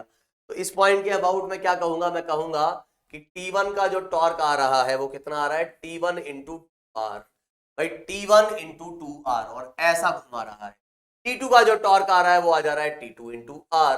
तो net torque is this and it is equals to I alpha. अब यार आई लिखना कोई बड़ी बात नहीं है, इसका ये एक डिस्क है mr²/2 और ये भी एक डिस्क है तो mr²/2, ये आ जाएगा अपने पास mr²/2। दूसरा भी है m लेकिन रेडियस उसकी 2r है, का स्क्वायर/2 और इंटू उसका अल्फा कितना है, उसका अल्फा हमने 2 अल्फा लिया है। तो ये कहानी हुई पुली 1 की। ऐसे ही फिर हम बात कर देंगे किसकी, पुली 2 की। जब आप बात करोगे तो पुली 2 के लिए क्या कहेंगे आप, T2 का torque is supporting this alpha and T3 का torque is opposing this alpha. तो ये वाला डायरेक्शन आपका पॉजिटिव है, तो हम लिखेंगे यहां से कितना कि T2 इंटू 2r माइनस का T3 into r is equals to moment of inertia, यही का यही आ जाएगा। तो इसको सॉल्व करोगे तो कितना आ जा रहा है अपने पास, 5mr²/2। तो 5mr²/2 इंटू अल्फा, इसका एंगुलर एक्सेलरेशन अल्फा है। ये दूसरी इक्वेशन हो गई। अब मुझे नहीं लगता कि मुझे बाकी दो इक्वेशन बताने की जरूरत है, फिर भी चलो मैं लिख देता हूं। यहां से आपको ये समझ में आ रहा होगा, ये आपका आएगा T3 minus m g is equals to m alpha r, ये आपकी तीसरी इक्वेशन। और ऐसे ही आपकी चौथी इक्वेशन आ जाएगी यहां से, जो आ जाएगी m g minus t one is equals to ये चीज।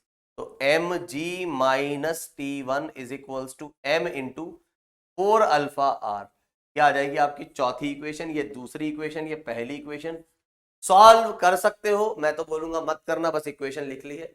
अच्छा कैसे सॉल्व करोगे यार, वो तो तुमको इतना समझ में आ ही रहा होगा। चार वेरिएबल है, चार इक्वेशन है, तो धीरे धीरे एलिमिनेट करोगे। सबसे पहले एलिमिनेट करना बेस्ट क्या है, टेंशन को ही एलिमिनेट किया जाए। जैसे कि आप देख रहे हो, यहां से देखो इन दोनों को ऐड करने पर T3 तो वैसे ही एलिमिनेट हो जाएगा, ठीक है। और क्या करो फिर उसके बाद, ऐसे ही इन दोनों को ऐड करने पर T3 एलिमिनेट हो जाएगा। और इसको 2 से मल्टीप्लाई करके फिर देखो 1 इंटू 2 को 1 से मल्टीप्लाई करके, मतलब 2 वाली 2 नंबर को इस पूरे इक्वेशन से मल्टीप्लाई कर दो तो ये T2R आ जाएगा। T2R आपका इससे कट जाएगा, T3R इससे कट जाएगा। तो 1 इंटू 2 प्लस 2 प्लस 3 करेंगे आप, तो आपको इक्वेशन मिल जाएगी T1 में, mg में और अल्फा में। बस फिर उस इक्वेशन और चौथे को यूज करके अल्फा निकाल लेना, T1 को एलिमिनेट करके। अल्फा निकलते ही तो मामला सारा शांत है, फिर कहीं कुछ बचेगा ही नहीं, ठीक है। मतलब फिर तो बड़े आसानी से निकल जाएगा। अल्फा निकल गया तो T3 निकल गया, T3 निकल गया, अल्फा निकल गया तो T2 निकल गया, है ना। इस तरीके से आप हर चीज बड़े आसानी से निकाल सकते। ये जो है आपका हुआ क्या, ये हुआ रोटेशन अबाउट फिक्स एक्सिस। और इसमें इस टाइप के कुछ बेसिक से सवाल रहेंगे, इसमें कहीं कोई ज्यादा तकलीफ वाला काम था ही नहीं, है ना। मामला जो था वो एकदम इजी चल रहा था। अब हम बात करने जा रहे हैं किसकी, अब हम बात करने जा रहे हैं एंगुलर मोमेंटम। जिस तरीके से लीनियर मोशन में लीनियर मोमेंटम डिफाइंड है, उसी तरीके से एंगुलर कोई चीज अगर रोटेट हो रही होगी या अगर ना भी रोटेट हो, पोजीशन वेक्टर का ही रोटेशन हो रहा हो, तो हम एंगुलर मोमेंटम डिफाइन कर सकते हैं। सबसे पहली बात यहाँ पे की जाएगी वो की जाएगी angular momentum of a particle about a point. तो angular momentum of a particle about a point, एक पॉइंट के अबाउट एंगुलर मोमेंटम किसी पार्टिकल का कितना होगा, इसकी हम चर्चा अभी करें। तो यहां सेम वैसे के वैसे ही कहानी है जैसा हमने टॉर्क में सीखा था। मान लीजिए कि कोई पार्टिकल जिसका मास है m, वहां मैंने फोर्स, एक पॉइंट की बात करी थी जिसपे फोर्स लग रहा था, या मोमेंटम है तो ऑब्वियसली कोई पार्टिकल होगा जो कि कुछ v वेलोसिटी से चल रहा है। अब यदि ये v वेलोसिटी से चल रहा है तो आपको ये समझना होगा, यहां पर ये इसका लाइन ऑफ मोशन, ये इसका लाइन ऑफ मोशन है। तिरछा बन गया ना, तो समझ जाओ भाई, ये इसका लाइन ऑफ मोशन है। और आपको मान लीजिए किसी पॉइंट O के अबाउट इसका जो है एंगुलर मोमेंटम लिखना है। अब एंगुलर मोमेंटम का मतलब क्या है, एंगुलर मोमेंटम का मतलब ये है, सबसे पहली बात भाई, हो सकता है ये पार्टिकल सीधे ही जा रहा हो, लेकिन इस पॉइंट के हिसाब से पार्टिकल अगर आगे जाता है तो ये पोजीशन वेक्टर इस टाइप से घूम रहा है कि नहीं। हो सकता है सीधे जा रहा हो, लेकिन इस पॉइंट के हिसाब से ये ऐसा घूम रहा है, और ऐसा घूम रहा है तो यहाँ पे एक सेंस ऑफ रोटेशन आपको क्लॉकवाइज दिख रहा है। क्लॉकवाइज सेंस ऑफ रोटेशन अगर आपको दिख रहा है तो यहां पर हम क्या कहेंगे, हम वही सेम चीज यहां दोहराएंगे जैसा वहां लिखा था कि angular momentum about this point O is what, it is R cross P या R क्रॉस NP। जैसे वहां पे R क्रॉस F था तो यहाँ पे R क्रॉस P हो जाएगा। बस यहाँ पे R क्या है, R is the distance of that particle from the point. Point से आपको क्या करना है, पॉइंट से आपको एंगुलर मोमेंट, जिस पॉइंट के अबाउट आपको एंगुलर मोमेंटम, ठीक है। तो यहां इस तरीके से आप ये एंगुलर मोमेंटम निकाल सकते। साथ ही साथ आप जब बात करेंगे इधर, इसको मैग्नीट्यूड के टर्म्स में अगर आप बात करेंगे या समझेंगे तो आप इसको क्या लिख सकते हो, इसको आप लिख सकते हो आर पी साइन थीटा। यहां पे थीटा अगेन कौन सा एंगल होगा, ये वाला। इसको आप r m v sine theta भी लिख सकते हो। इसको आप देख सकते हो दो तरीकों से, या तो आप देख सकते हो इसको इस तरीके से कि ये लिखा हुआ है क्या, मैग्नीट्यूड, ये लिखा हुआ है r इंटू पी का परपेंडिकुलर कंपोनेंट। जो मोमेंटम था वो एक आएगा इधर p cos थीटा और एक आएगा इस डायरेक्शन में p sin थीटा। तो मोमेंटम का परपेंडिकुलर कंपोनेंट। ऐसे ही यहां अगर आप देखेंगे, इसको मैं ऐसा भी लिख सकता हूं। कुछ नयापन नहीं है यहां पर, वही सेम घिसी पिटी अप्रोच है जो हमने टॉर्क के लिए लगाई थी। क्या कि या तो जैसे वहां करते थे फोर्स का परपेंडिकुलर कंपोनेंट देख लो, तो यहां भी वही बात है, या तो मोमेंटम का परपेंडिकुलर कंपोनेंट देख लो, ये p sin theta into r. क्योंकि आप खुद सोचोगे अगर ये पार्टिकल ऐसा जा रहा होता, ऐसा, ये वाला कंपोनेंट होता ही नहीं, अगर ये ऐसा जा रहा होता तो ये पोजीशन वेक्टर में कोई रोटेशन नहीं आता। अगर ये ऐसा जा रहा होता तो ये पोजीशन वेक्टर में कोई रोटेशन नहीं आता। इसी की वजह से ये इस तरीके से रोटेट हो रहा है। That's why we are taking this p perpendicular और p sin theta for calculating. ये समझ में भी आ रहा है इधर से। या इसको आप ऐसा भी बोल सकते हो कि जो ऐसा हम बोलते थे कि फोर्स इनटू परपेंडिकुलर डिस्टेंस, तो इस r का जो है हम कौन सा कंपोनेंट ले लेंगे, परपेंडिकुलर कंपोनेंट ले लेंगे। तो ये जो कंपोनेंट है ये आपका आ जाएगा r sin थीटा। r का परपेंडिकुलर कंपोनेंट ये आप बोल देंगे ना r sin थीटा। ठीक है, तो आप इसको इस तरीके से लिख सकते हो, क्या r परपेंडिकुलर इंटू p। दोनों ही तरीके हैं जिससे आप क्या लिख सकते हो, एंगुलर मोमेंटम लिख सकते हो बड़ी आसानी के साथ। ठीक है ना। तो आगे बढ़ते हैं और बात कर लेते हैं एक बहुत ही बेसिक से सवाल की। सवाल आपको यहां क्या कह रहा है, सवाल आपको यहां पे वही सेम कहीं कहानी है, वही सेम टाइप का सवाल है। अच्छा, सेंस ऑफ रोटेशन भी यार देख ले हम, तो आप जानते हो कि भैया राइट हैंड थंब रूल से इसकी डायरेक्शन मिलेगी। बाकी अपने पास तो देसी मेथड है, जैसा कि अगर तुम यहां से देख रहे हो तो ये ऐसा आगे जाता हुआ दिख रहा है। अगर ये रोटेट भी नहीं कर रहा है, ये स्ट्रेट लाइन में भी चल रहा है, तो ये पोजीशन वेक्टर आपको कैसा रोटेट होता दिखेगा, ऐसे, फिर इधर, फिर इधर, फिर इधर। पोजीशन वेक्टर ऐसा रोटेट होते हुए दिख रहा है। यही अगर कोई पॉइंट होता इधर, तो ये पोजीशन वेक्टर कुछ ऐसा रोटेट होता हुआ दिखता इस डायरेक्शन में, डायरेक्शन ऐसी आ जाती। और यही अगर इस लाइन पे होता, कोई रोटेशन नहीं, जीरो एंगुलर मोमेंटम आ जाता। तो आपको ये बात भी समझनी होगी, सेम टॉर्क जैसी कहानी है कि जैसे वहां पे हम कह रहे थे कि परपेंडिकुलर डिस्टेंस काम में आ रहा है, तो अगर मैं कह रहा हूं कि मान लो अभी मैं एंगुलर मोमेंटम इसी पार्टिकल का इस पॉइंट के अबाउट निकाल रहा हूं, तो आर कम हो जाएगा तो एंगुलर मोमेंटम का मैग्नीट्यूड कम हो जाएगा, इस पॉइंट के अबाउट और कम, इस पॉइंट के अबाउट जीरो। सेम वही तरीका है, वही अप्रोच है, उसी तरीके से डायरेक्शन निकलेगी, बस निकाल इस बार एंगुलर मोमेंटम रहे हैं। तो सवाल भी मैं एग्जैक्ट वैसा का वैसा ही उठा लेता हूं। मैंने क्या कहा कि एक पार्टिकल जो है उसको हमने क्या किया, हमने m मास को यहां से रेस्ट से रिलीज किया, धीरे धीरे धीरे धीरे आता हुआ, धीरे धीरे तो नहीं मतलब वो आया, गिरा और टकरा गया इससे। तो आपसे पूछ रहा है कि भैया एक तो ये पॉइंट ए, एक पॉइंट ये बी, एक पॉइंट अपना ये मान लो सी, इन सभी के अबाउट आपको लिखना है एंगुलर मोमेंटम।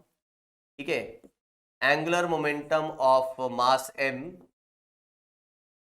ठीक है, about as a function of time, as a function, पहला about A, दूसरा about B,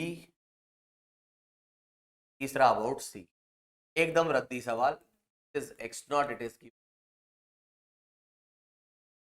तो किसी टाइम t पर, मुझे नहीं लगता तुमने टाइम लगाया भी होगा इसको निकालने में। भाई किसी टी टाइम पे वो यहां आ चुका है और उसकी वेलोसिटी हो चुकी है कुछ v, तो वो जानते हैं हम कितनी हो जाएगी gt, भाई v is equal to gt। और उस वक्त ये आ जाएगा आपका पोजीशन वेक्टर, लेकिन मुझे इससे मतलब ही नहीं, मुझे मतलब है किससे, इस लाइन के परपेंडिकुलर डिस्टेंस से, तो वो आपको दे रखा है x नॉट। और ये पोजीशन वेक्टर आपका क्लॉकवाइज रोटेट होते दिख रहा है, क्लॉकवाइज मतलब अंदर की तरफ को माइनस के क्या। तो हम क्या कहेंगे, हम कहेंगे कि angular momentum about A is what it is, momentum which is mgt मतलब mv into perpendicular distance which is x not, momentum into perpendicular distance और क्या आ जाएगा k क्या। बस कहानी यहीं पे खत्म। ऐसे ही b के अबाउट जब मैं देखूंगा तो b के अबाउट भी लीनियर मोमेंटम तो इतना ही रहेगा, परपेंडिकुलर डिस्टेंस भी सेम दी हुई है, इसलिए मैग्नीट्यूड यही आ जाएगा। बस डायरेक्शन की क्या आ जाएगी, क्यों, क्योंकि वो ऐसा रोटेट हो। और जब हम बात करेंगे किसकी, पॉइंट के अबाउट, तो टॉर्क क्या, सी पॉइंट जो है इसी लाइन पे लाई कर रहा है, इसलिए वो आ जाएगा सी। जैसा टॉर्क में देखा था वैसा यहाँ पे हो जाएगा, सेम कहानी है। वहां टॉर्क कांस्टेंट आया था, लेकिन यहाँ टाइम के साथ साथ जो है magnitude of angular momentum is increase but the direction is not changing. Direction आपका क्लॉकवाइज ही रहेगा, इधर से एंटी क्लॉकवाइज रहेगा, और ये आपका जो है वो क्या रहेगा, इसका कोई डायरेक्शन नहीं, कोई मैग्नीट्यूड नहीं। मैग्नीट्यूड दोनों का यहाँ पे टाइम के साथ साथ बढ़ रहा है। इतनी कहानी मेरे हिसाब से ये समझ में आई होगी। अब हम आ रहे हैं एक अलग चीज पे, जो कि है अबाउट वही angular momentum about an fixed axis. Fixed axis होगी तो उसके अबाउट कोई चीज रोटेट कर रही होगी।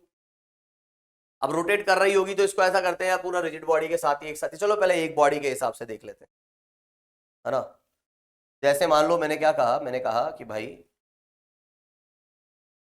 अच्छा ऐसा भी हो सकता है कि कोई एक्सिस हो, कोई लाइन हो, है ना, और उस लाइन के अबाउट कोई चीज ऐसा जा रही हो, तो कोई एक्सिस हो, बॉडी रोटेट ना कर रही हो, वो ऐसा सीधे ही जा रही हो, भाई कोई लाइन है और उसके अबाउट ये ऐसा सीधे जा रही है, कोई लाइन है। ऑब्वियसली ये एक्सिस तो है नहीं इसके लिए, लेकिन आप तरीका वही लगा सकते हो कि परपेंडिकुलर डिस्टेंस, एक्सिस की परपेंडिकुलर डिस्टेंस हम देख लेंगे वेलोसिटी के लाइन ऑफ मोशन से परपेंडिकुलर डिस्टेंस देख लेंगे। तो अभी मैं यहाँ पे समझाना चाह रहा हूँ कि मान लो आपके पास कोई ये एक्सिस है और उसके अबाउट कोई पार्टिकल जो है वो घूम रहा है।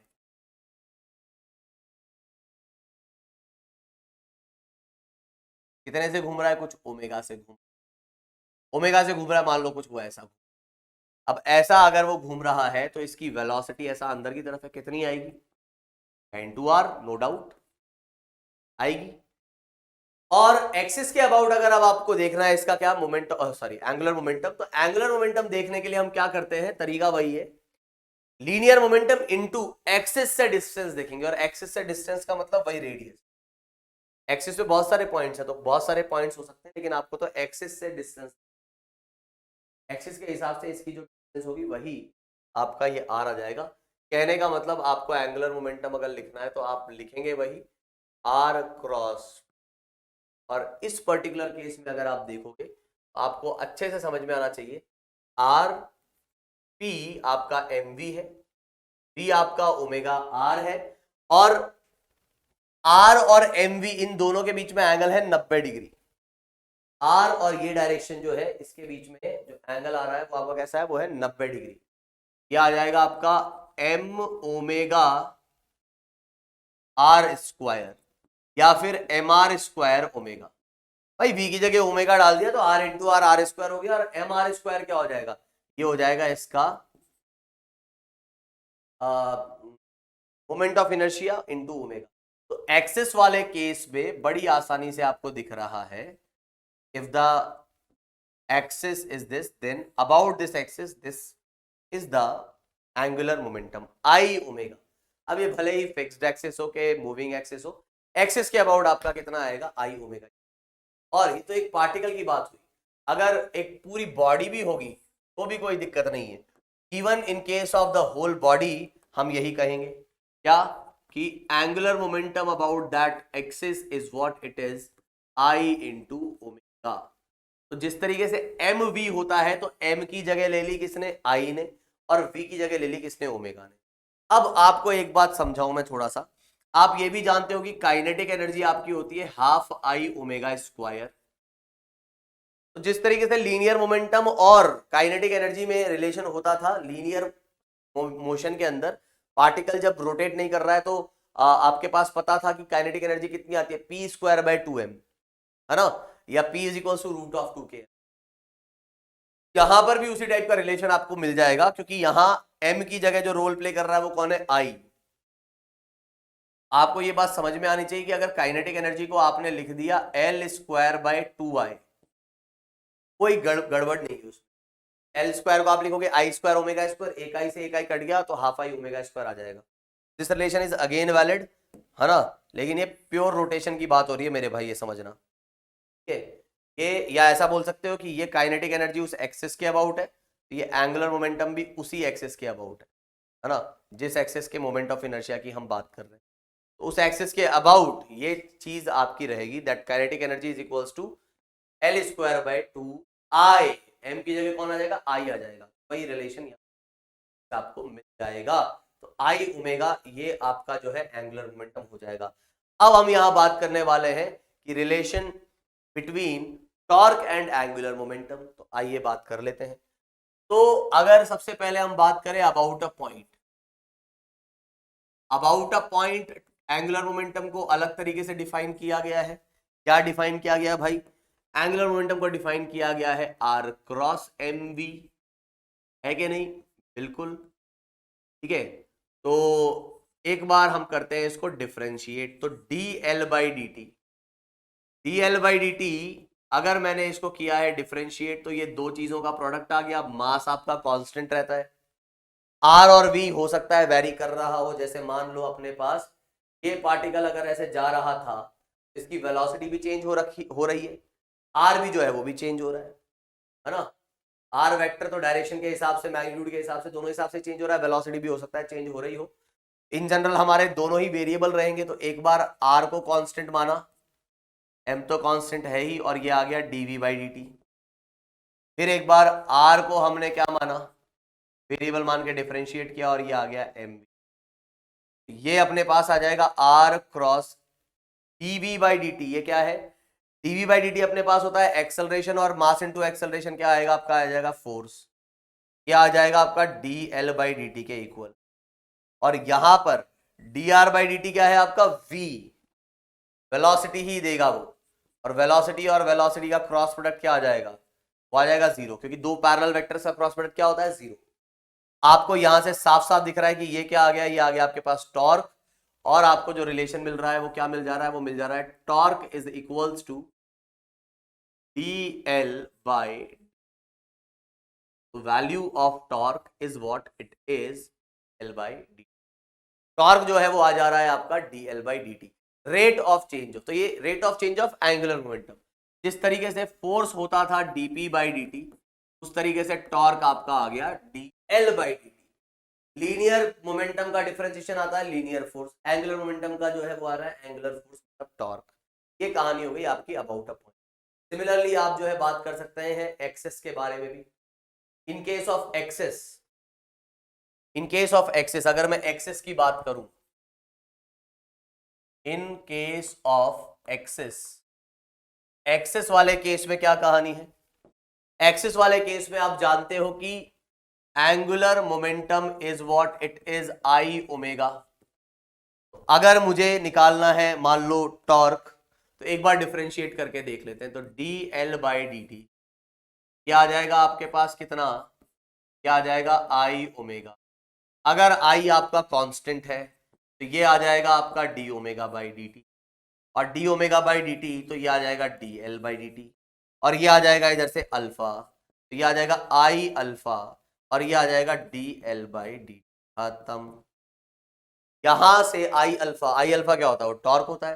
तो अगेन आपको साफ समझ में आ रहा है कि टॉर्क चाहे एक्सिस के अबाउट की बात कर रहे हो आप, या फिर आप पॉइंट के अबाउट बात कर रहे हो, आपको समझना यही होगा कि टॉर्क और एंगुलर मोमेंटम में रिलेशन यही है कि torque is equals to d l by d t. ठीक है, ये आपके पास रिलेशन आएगा टॉर्क और एंगुलर मोमेंटम में। यहीं से जो है ना आप इंपल्स मोमेंटम थ्योरम भी बता सकते हो अगर आप बताना चाहते। यहीं से जैसे एंगुलर इंपल्स भी डिफाइन कर सकते हो आप, और एंगुलर इंपल्स को डिफाइन करके आप इंपल्स मोमेंटम थ्योरम के बारे में भी कह सकते हो। जैसे कि अगर आपसे पूछा जाए कि भाई साहब एंगुलर इंपल्स क्या होगी, एंगुलर इंपल्स कुछ नहीं, एंगुलर इंपल्स जो रहेगी, ठीक है, तो मान लो इसको मैं आई से रिप्रेजेंट कर दे रहा हूं, ये आपके पास आएगी integration of tau D t, ये वही T1 से T2। अगेन ये आपको क्या रिप्रेजेंट कर देगा, area under tau T curve. इस तरीके से लीनियर इंपल्स होती है force integration of F D T, वैसे ही आ जाएगा टॉर्क डी टी, क्या आ जाएगा अपना एंगुलर इंपल्स। ठीक है, और यहां इसी के साथ अगर आप ये चाहते हो नेट इंपल्स की बात हो, आपको ये समझ में आना होगा नेट इंपल्स मतलब सभी टॉर्क की इंपल्स में एक्सटर्नल टॉर्क ही आएगा, और नेट टॉर्क जो है वो किसके इक्वल होता है, आई अल्फा की। और यहां से उसको सॉल्व करोगे, या फिर आप ऐसा बोल सकते हो dl बाई dt के, इसे dt कट जाएगा तो ये कितना आ जाएगा, डेल्टा एल। जिस तरीके से इंपल्स मोमेंटम थ्योरम थी, इस तरीके से ये आ गई आपकी angular impulse momentum theorem. Net angular impulse is equals to change in angular momentum, angular impulse momentum theorem, angular impulse momentum theorem, ये आपकी एंगुलर इंपल्स, ठीक है। इस तरीके से आप बड़े आसानी से ये चीजें लिख सकते हैं ना। इनकी सब यूटिलिटी, इनका यूज हम देखेंगे इन द नेक्स्ट क्लास, अभी बस इसको समझ रहे हैं। तो अभी हम बात कर लेते हैं थोड़ा सा बड़ा इंपॉर्टेंट जो कहानी है, कि अगर भाई इस रिलेशन की हम बात करने जा रहे हैं, जो कि आपको कह रहा है क्या, एंगुलर मोमेंटम का rate of change is what it is torque. ये बता रहा है कि टॉर्क जहां भी होगा तो एंगुलर मोमेंटम में चेंज आएगा। वो चेंज उसकी डायरेक्शन में भी हो सकता है, वो चेंज उसके मैग्नीट्यूड में भी हो सकता है। जैसे कि अगर मैं आपसे कहूं, मैं ऐसा करता हूं, पहले लीनियर मोमेंटम से समझाता हूं, अदरवाइज आप लोग थोड़ा सा तो शायद रिलेट नहीं कर पाओगे, है ना। तो मैं अगर आपको समझाऊं तो आपको ये पता होगा कि फोर्स आपका dp बाई dt होता था, आप बोलोगे हाँ होता था। और फिर आपको मैंने एक बात अगर सर्कुलर मोशन में पढ़ाते वक्त ये समझाया भी होगा, दोबारा से मैं बात कर लेता हूं, कि अगर मैं कहता हूं कि फोर्स और लीनियर मोमेंटम दोनों एक ही डायरेक्शन में, जिस डायरेक्शन में पार्टिकल चल रहा है उसी डायरेक्शन में फोर्स है, आपको यहाँ पे समझ में आना चाहिए कि ये फोर्स क्या करेगा, ये फोर्स के मैग्नीट्यूड को इंक्रीज करवाएगा और डायरेक्शन आपकी जो है उसमें नो चेंज, डायरेक्शन में कोई चेंज नहीं आएगा। यही अगर मैं इस तरीके से बात करूं कि अगर फोर्स जो है वो एंटी पैरेलल है इसके P के, तो आपके P का मैग्नीट्यूड जो है वो डिक्रीज होगा और डायरेक्शन अगेन नो चेंज, है ना। कुछ देर बाद जाके वो रुक के चेंज हो जाएगी, वो एक अलग बात है, अगर फोर्स इस तरीके से बना रहा तो। और फिर हमने ये देखा था कि अगर फोर्स वेलोसिटी के परपेंडिकुलर आ जाता है, मैंने ये बात आपको वेलोसिटी से समझाई थी, अब बस मोमेंटम कह रहा हूं। फोर्स अगर वेलोसिटी के परपेंडिकुलर आ जाएगा तो यहां पर क्या होगा, हमको ये समझ में आया कि मोमेंटम को चेंज करने के लिए फोर्स उसी डायरेक्शन में होना जरूरी है, उसके या तो अलोंग या उसके एंटी पैरेलल।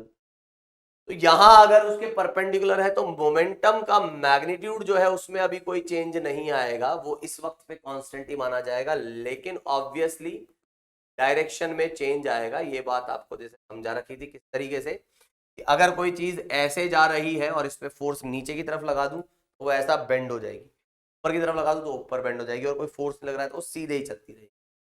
और फिर हमने बात करी थी कि अगर वो कुछ एंगल बन रहा है दोनों के, फोर्स और मोमेंटम के बीच में, तो यहां पर मैग्नीट्यूड में भी चेंज आएगा, वो बड़ और कम दोनों हो सकता है डिपेंडिंग ऑन कि वो फोर्स कैसा आ रहा है। फोर्स अगर यहाँ पे सपोर्ट कर रहा है तो चेंज होगा, और डायरेक्शन, क्योंकि यहां पर वो डायरेक्शन वो भी चेंज कर सकता है।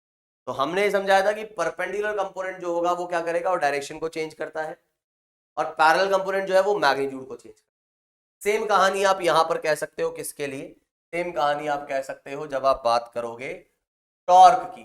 तो टॉर्क जो है वो एंगुलर मोमेंटम में रेट ऑफ चेंज ला देगा, चेंज ला देगा। तो सेम कहानी आप लिख सकते हो एज इट इज, इसको कॉपी पेस्ट कर दो कि टॉर्क अगर पैरेलल है एंगुलर मोमेंटम, मान लो कोई चीज जो है वो ऐसे घूम रही है, अभी ऐसे घूम रही थी, इसका कुछ ऑलरेडी एंगुलर मोमेंटम है, समझना इस बात को, इसका ऑलरेडी कुछ एंगुलर मोमेंटम है, और मैं इसको और ऐसा टॉर्क लगा रहा हूं, मैं इसको और ऐसे घुमा रहा हूं और ऐसे घुमा रहा हूं, तो मैं इस मोशन को सपोर्ट करूंगा तो इसके एंगुलर मोमेंटम का मैग्नीट्यूड जो है वो और बढ़ेगा।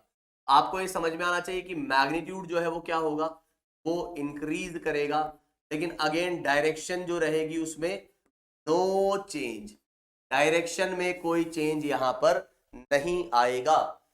फिर अगर मैं बात करता हूं कि भाई टॉर्क अगर हमारा एंटी पैरेलल हो जाता है एल से, आप वो चीज घूम रही है ऐसे, लेकिन आप उसको रोकने की कोशिश कर रहे हो, तो रोकने की कोशिश करने के लिए आपको उल्टा टॉर्क लगाना पड़ेगा, अपोजिट टॉर्क लगाना पड़ेगा। एंगुलर मोमेंटम के अपोजिट अगर टॉर्क अगर आप लगाओगे तो एल जो है वो टाइम के साथ क्या होगा, डिक्रीज होगा, अगेन डायरेक्शन में नो चेंज। फिर अगर हम यहां पर बात करें, अगर टॉर्क परपेंडिकुलर होगा एल के, तो क्या होगा यहां पर, एल का मैग्नीट्यूड जो है, एल के मैग्नीट्यूड में नो चेंज, लेकिन इस बार डायरेक्शन चेंजेस, डायरेक्शन में चेंज आएगा। और ऐसे ही चौथी बात कि अगर ना मतलब टॉर्क और एंगुलर मोमेंटम दोनों के बीच में कुछ ना कुछ एंगल बन रहा है तो एल भी चेंज करेगा, मैग्नीट्यूड भी चेंज करेगा और डायरेक्शन ऑफ एल वो भी चेंज होगी। ये ध्यान रखना, ये डायरेक्शन ऑफ एल बोल रहे हैं हम, डायरेक्शन ऑफ एल, ठीक है, डायरेक्शन ऑफ एल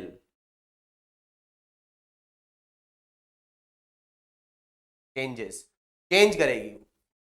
इस तरीके से आपको ये चीज ध्यान रखनी है। अब ये बात ये समझ में आ गई होगी, ये समझ में आ गई, ये समझ नहीं आया होगा। इसको समझाने के लिए हम बात करने जा रहे हैं किसकी, कोनिकल पेंडुलम की, है ना। कोनिकल पेंडुलम से बड़े आसानी से ये चीज समझ में आती है। यहां पर मैं क्या कहने जा रहा हूं, मैं कहने जा रहा हूं कि जब टाइम हो, कोनिकल पेंडुलम को हम कल ही समझे क्या, 1.5 घंटा होने। चलो तो ऐसा करते हैं, आज के लिए सेशन हम यहीं पे निपटाते हैं, इतना ही रखते हैं।